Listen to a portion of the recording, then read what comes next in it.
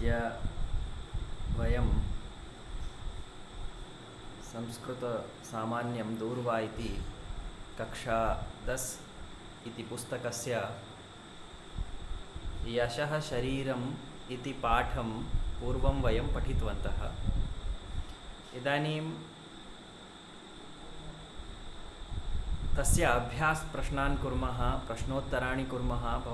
भवन्तः स्क्रीन् मध्ये द्रष्टुं शक्नुवन्ति। तो एकवारं वयम् अभ्यासं कुर्मः।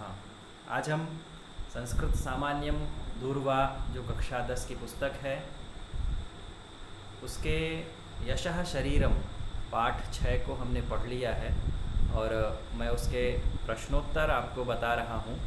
स्क्रीन में देखिए, यहाँ स्पष्ट रूप से दिख रहा है क्या लिखा है। मार्कंडेयः नाम ऋषिः कुत्र वसति स्म गंगा तीरे। मार्कंडेयः नाम ऋषिः कुत्र वसति स्म गंगा तीरे। एक पदेन उत्तरम लिखत, एक पद में उत्तर बताना है। तो मार्कंडेयः नाम ऋषिः कुत्र वसति स्म गंगा तीरे। वासुदेवः कस्य प्रियशिष्यः आसीत्। कस्य मार्कंडेयस्य। स्पष्टं दृश्यते मार्कंडेयस्य। देखिए, जैसे प्रश्न पूछा है कस्य, उसी तरह से उत्तर देना है मार्कंडेयस्य। दूसरा है वासुदेवः प्रथमं कस्य गृहं प्रति प्रस्थितः। वासुदेव सबसे पहले किसके घर की ओर प्रस्थान किया था, तो देवराजस्य। अनंतरम इसके बाद प्रश्न है रामदेवः कस्मिन् ग्रामे वसति स्म। तो रामदेवः कस्मिन् ग्रामे वसति स्म रामनाथपुरे। रामनाथपुर में वह निवास करता था। कौन? रामदेव। आगे प्रश्न है जनाः प्रतिदिनं कं स्मरन्ति स्म। जनाः प्रतिदिनं रामदेवं स्मरन्ति स्म। इसके बाद एक वाक्य में हमें उत्तर देना है। एक वाक्य में उत्तर के लिए देखिए प्रश्न है कः मृतोपि जीवति। कः मर के भी जीवित रहता है, तो इसका उत्तर है यह समाजहितं चिन्तयति सः मृतोपि जीवति। कः जीवन्नपि मृतः एव। कौन जीवित रहते हुए भी मरे हुए के समान है। जीवित है फिर भी मरे हुए के समान है। तो क्या लिखा है, यह स्वार्थमात्रं चिन्तयति सः जीवन्नपि मृतः एव। देवालये किं प्रचलति स्म। देवालय में क्या चल रहा था, तो इसका उत्तर है देवालये भोजन वितरणं प्रचलति स्म। देवालये भोजन वितरणं प्रचलति स्म। जलम दत्वा माता किम अपृच्छत। जल दे करके वासुदेव को जल दे करके माता क्या पूछती है, तो जलम दत्वा माता भवता कुत्र गम्यते। स्पष्टं दृश्यते, पश्यन्तु। जलं दत्वा माता भवता कुत्र गम्यते इति अपृच्छत। भोजन परिवेशकाः किं कृतवन्तः। भोजन परिवेशकाः किं कृतवन्तः। भोजन परिवेशकाः वासुदेवाय अन्नं पायसादिकं न परिविष्टवन्तः। इसके बाद हम अग्रे चलामः। पश्यन्तु अधोलिखित प्रश्नानाम् उत्तराणि लिखत। ये प्रश्न परीक्षा में नहीं आते हैं और थोड़ा सा बड़े प्रश्न रहते हैं, तो इसको मैंने नहीं बताया है यहाँ, क्योंकि इनकी परीक्षा में आवश्यकता भी नहीं रहती है। अभी देखिए खाली स्थान है, लिखा हुआ है प्रदत्त शब्दैः रिक्त स्थानानि पूरयत। देखिए 5 शब्द आपके कोष्टक में दिए हुए हैं। बहवः, भोजनम, मध्ये मार्गम, रामदेवस्य देवालयम। तो इन प्रत्येक शब्द को प्रत्येक प्रश्न में जो खाली स्थान है वहाँ भरना है। मैंने भर दिया है, आप एक बार देख सकते हैं। तत्र प्रसादत्वेन भोजनम प्रचलति स्म। दूसरा है वासुदेवः कंचित देवालयम् अपश्यत। तीसरा है मया रामदेवस्य जीवनम् एव अनुसरणीयम्। चौथा है गुरुकुले बहवः शिष्याः आसन। पांचवा है मध्ये मार्गम तेन सोमपुरम प्राप्तम। इस तरह से खाली स्थान है।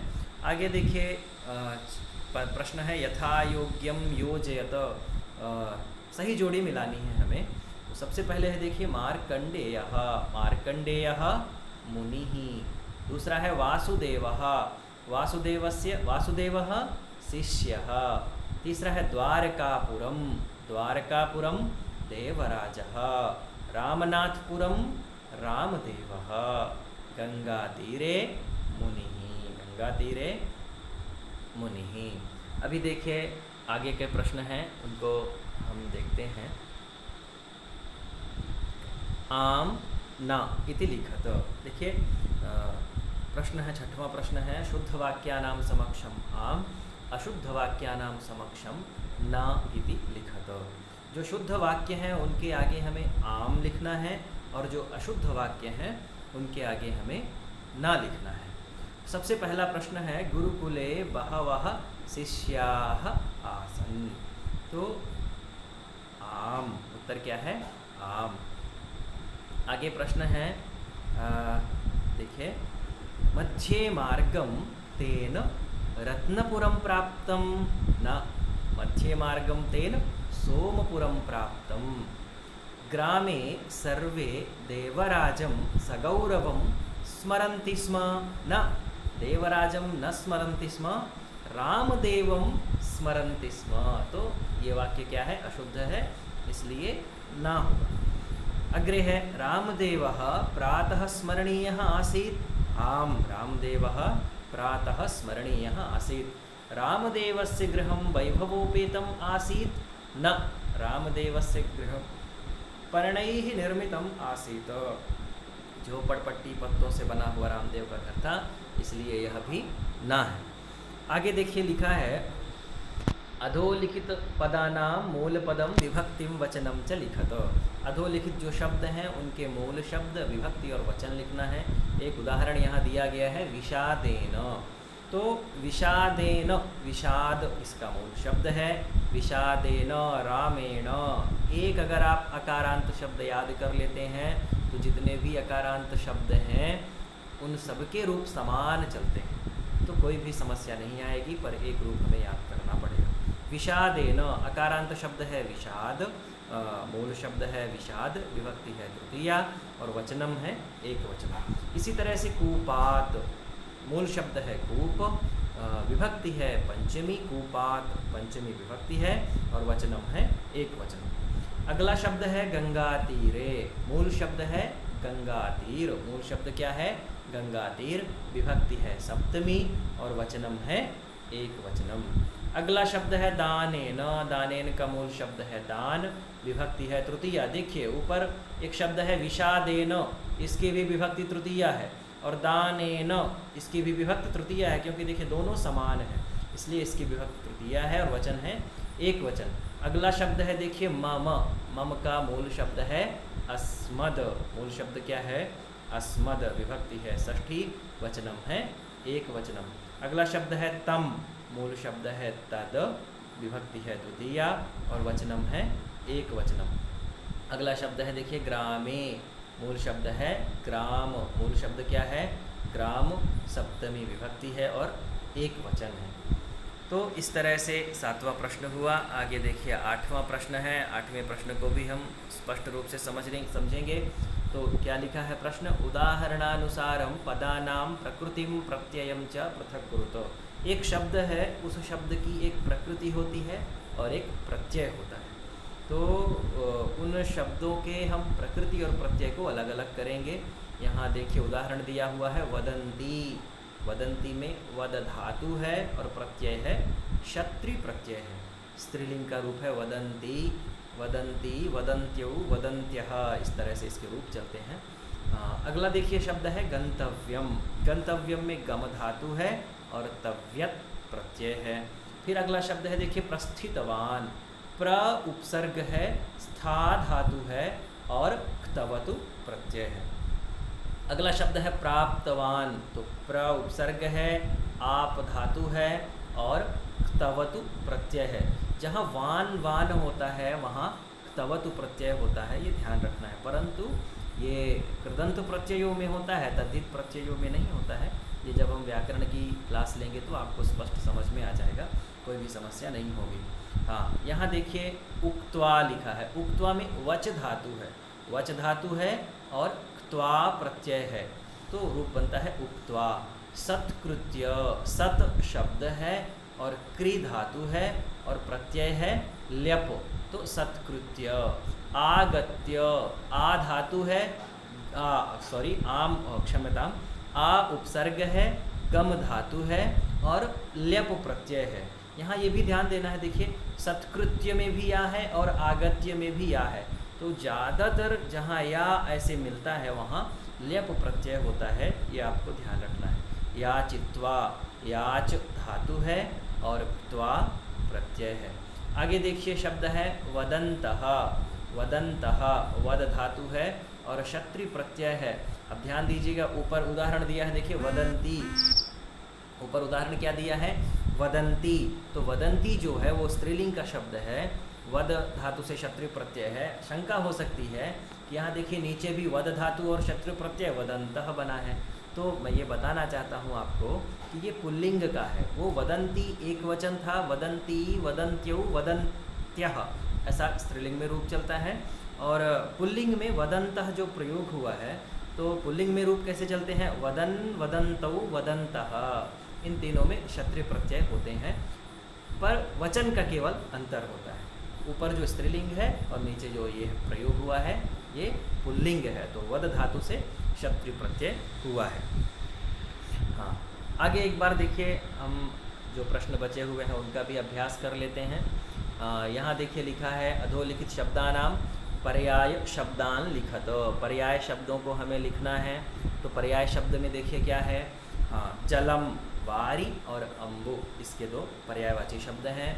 मुनिहि, मुनि के क्या हैं, ऋषि ही, साधु।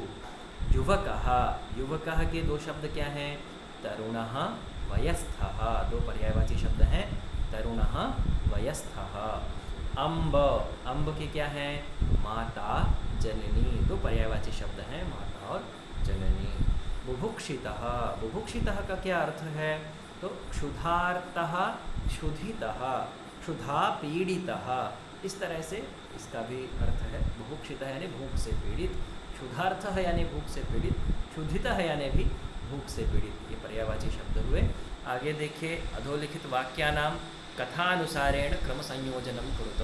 कथा के अनुसार हमें क्रम संयोजन करना है, तो सबसे पहला देखिए इसमें वाक्य क्या होगा, मैंने यहाँ नंबरिंग कर दी है, आप देख सकते हैं। सबसे पहला होगा दूसरा वाला, गंगा तीरे मार्कंडेयः नाम कश्चन मुनिः वसति स्म। इसके बाद सबसे अंतिम च नंबर, वासुदेवः तस्य प्रिय शिष्यः आसीत्। इसके बाद घ नंबर, किंचिदग्रे गतः वासुदेवः कंचित देवालयम अपश्यत। इसके बाद पहला नंबर का नंबर है, ततः वासुदेवः रामनाथपुरं प्राप्य रामदेवस्य गृहम् अगच्छत। इसके बाद है ग नंबर है तीसरा नंबर, मया रामदेवस्य जीवनम एव अनुसरणीयम। इस तरह से ध्यान देना है। सबसे पहले खा नंबर है, फिर ज नंबर है, फिर घ नंबर है, फिर ग नंबर है, फिर क नंबर है और फिर अंतिम में ग नंबर है। ये हमें ध्यान रखना है। आगे देखिए है प्रदत्तम चित्रम अवलंब्य वाक्यानि रचयत। देखिए मैंने यहाँ उदाहरण के रूप में कुछ वाक्य मैंने लिख दिए हैं। ऐसा नहीं है कि यही वाक्य यहाँ लिखना है, गाइड में भी जो लिखा रहता है वही लिखना है, परीक्षा में भी ऐसा नहीं है। तो प्रदत्तम चित्रम अवलंब्य पंचवाक्यानि रचयत, इस चित्र को हमें देखना है और हमारे मन के अंदर जो भी विचार आ रहे हैं उन्हें हम यहाँ लिख सकते हैं। मैंने कुछ छोटे छोटे शब्द दिए हैं जो बच्चों के लिए सरलता होगी, इसलिए मैंने यहाँ लिखा है, आप इसको लिख सकते हैं। पहला वाक्य लिखा है एकस्य गृहस्य चित्रम, ये जो चित्र है एक घर का है। दूसरा वाक्य है गृहे त्रयः जनाः सन्ति, घर में 3 लोग हैं। तो तीसरा वाक्य है द्वे महिले स्तः, अर्थात जो 3 लोग हैं उनमें से 2 महिलाएं हैं। एकः पुरुषः अस्ति, चौथा है एकः पुरुषः अस्ति, एक पुरुष भी है। ते वार्तालापम कुर्वन्ति, वो सभी लोग आपस में वार्तालाप कर रहे हैं। इस तरह से 5 वाक्य हो जाते हैं। आगे देखिए योग्यता विस्तार है। योग्यता विस्तार में लिखा हुआ है संस्कृत साहित्यस्य अन्याः कथाः अन्विष्य पठत। संस्कृत साहित्य की अन्य कथाएं भी आप ढूंढ करके पढ़िए और उनका अभ्यास करिए। अन्ये ये महापुरुषाः यशः शरीरेण ख्याताः सन्ति तेषां जीवन वृत्तांतम कथारूपेण लिखत। अन्य भी जो महापुरुष हैं जो कि जिनका शरीर यश रूप में प्रसिद्ध है, जो प्रसिद्ध हैं महापुरुष, जैसे कि विवेकानंद हैं, महात्मा गांधी हैं, ऐसे बहुत सारे महापुरुष इस हमारे भारतवर्ष में हुए हैं। उनके जीवन वृत्तांत को आप कथा के रूप में लिख सकते हैं। इस तरह से आपका ये छठवें पाठ का प्रश्नोत्तर पूर्ण हुआ। आगे कल मैं आपके लिए 7वें पाठ की वीडियो लेकर के आऊँगा और उसके प्रश्नोत्तर भी आपको बताऊँगा। तब तक के लिए भवतां सर्वेषां शुभम भूयात्। आप सब लोग इस वीडियो को ज़्यादा से ज़्यादा बच्चों के पास भेजें, वीडियो को लाइक करें, चैनल को सब्सक्राइब करें और ज़्यादा से ज़्यादा बच्चों के पास ये वीडियो पहुँचे, इसलिए आप सब इस वीडियो को शेयर करें। धन्यवाद। नमो नमः। शुभम भूयात्।